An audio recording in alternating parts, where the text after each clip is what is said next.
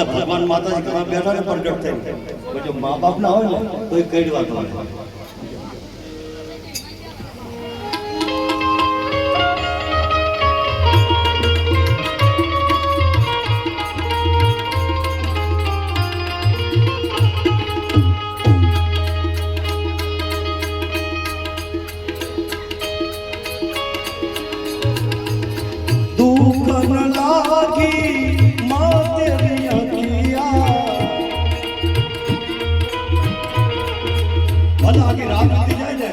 છોકરા કઈ હોય ને તો એ નજર ના હટો માને.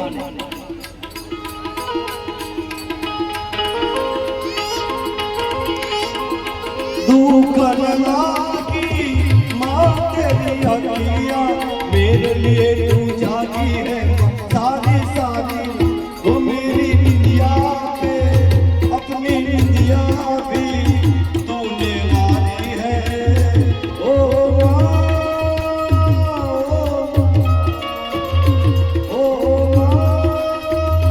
प्यारी माँ तू कितनी अच्छी है प्यारी प्यारी है.